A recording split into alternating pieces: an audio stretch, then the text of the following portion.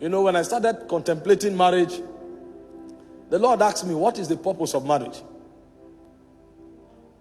And the thoughts of the things that were taught began to run through my mind. You know, we hear things like, marry who you love. It's about happiness. Make sure you are happy. And all of these are very beautiful. But the Lord said to me, he said, does marriage sit on these things? Because you can be happy with somebody that is not going in the direction of your destiny, if you have not found your destiny. Because the things that make men happy are strange. The things that make men happy, they are strange. And God began to give me some secret things that I've never heard preached anywhere. You know, he told me the first purpose of marriage is to give you the privilege to be conformed to the image of God.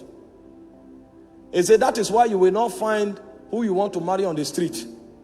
You will walk on that person. You will cultivate that person. And while you are cultivating that person, yourself will be cultivated in the process.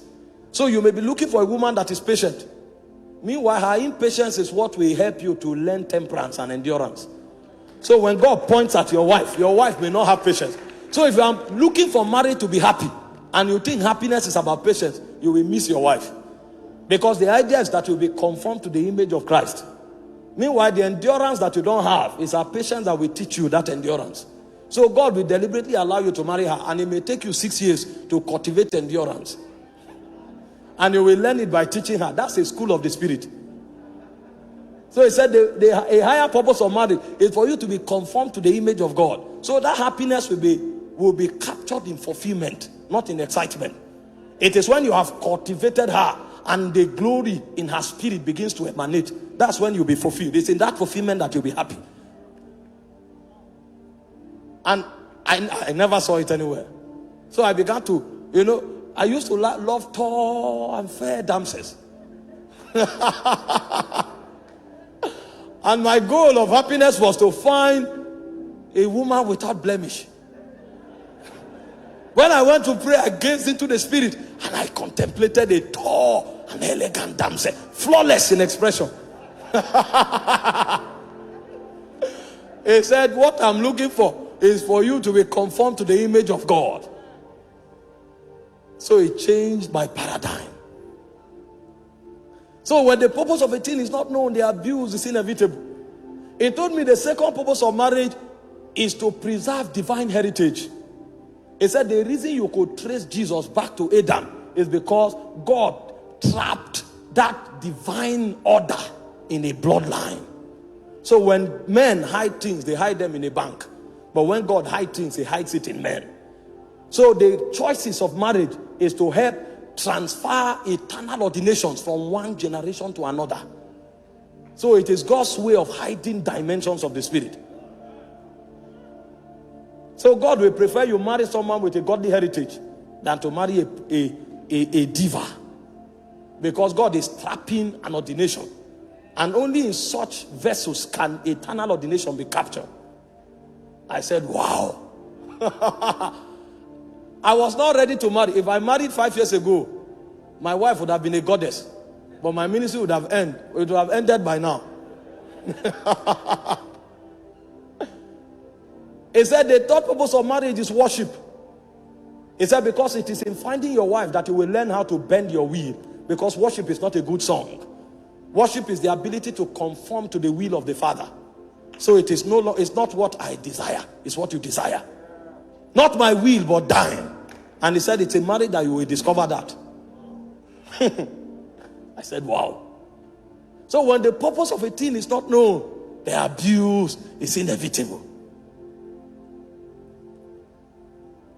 He said the fourth purpose of marriage is so that you can learn the mystery of oneness. That's the mystery that holds the Godhead together. The Father, the Son, and the Spirit. The ability to live and become one. And that was why he said, for the woman, love is submission. And they say, for the man, love is sacrifice. So everything the woman has, she relinquishes it. And it looks as if she's vulnerable. And then everything the man has, he commands the man to lavish it on the woman. So at the end of the day, nobody owns nothing. And as they grow on that corridor, a point comes, the woman is lost in the man and the man is lost in the woman. So the mystery of divinity can be manifested in their home. So when you step into their family become heaven on earth, because God dwells there. You know, when you come on the altar, you can coordinate yourself. You can't do that with your wife. Your wife knows you. So when you are trying to act wise, they will say, this man is a hypocrite. I know. And when you look at the face of the woman, you can tell who that man is. When oneness is achieved, alignment is achieved. So that man, his communication frequency with his wife will become heightened.